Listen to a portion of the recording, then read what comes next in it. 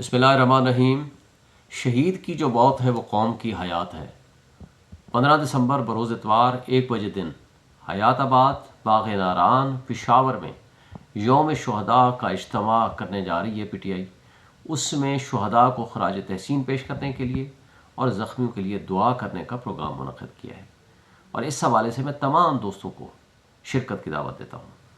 ایک بات میں واضح کر دینا چاہتا ہوں، یہ لوگ نکلے حق کے لیے، حقیقی آزادی کے لیے۔ جو انسان یہ سمجھتا ہے کہ اس وقت حق و باطل کی جنگ ہے اور اس میں حق کا ساتھ دینا، کلمہ حق بلند کرنا، جابر سلطان کے سامنے کلمہ حق کہنا سب سے بڑا جہاد ہے، اور حق کے لیے اگر کوئی شخص اپنی جان دے دے تو وہ شہید کہلاتا ہے۔ اس وقت لوگ نکلے اس لیے کہ جمہوریت کو ان کٹ پتلیوں نے دفن کر دیا۔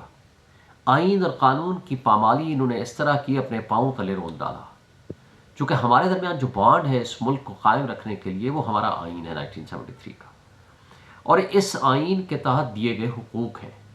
وہ ایک حق ہے کہ جب آپ کے لیے آپ کے حقوق پہ ڈاکہ ڈالا جائے تو آپ ایک پیسفل پروٹیسٹ کرنا، پیسفل اسمبلی کرنا، پرامن جدوجہد کرنا آپ کا حق ہے، اور وہ بنیادی حق آئین نے دیا ہے۔ جب وہ حق استعمال کرنے کے لیے لوگ نکلے تو نظام انصاف کو ٹھپ کر دیا گیا، وہ 26ویں آئینی ترمیم کے ذریعے۔ آج جمہوریت دفن ہے، آج آئین اور قانون پاؤں تلے روندا گیا ہے، آج نظام انصاف کو ان لوگوں نے اپنی باندی بنا لیا ہے۔ اب باقی ایک آپشن رہتا تھا، وہ تھا احتجاج کا حق۔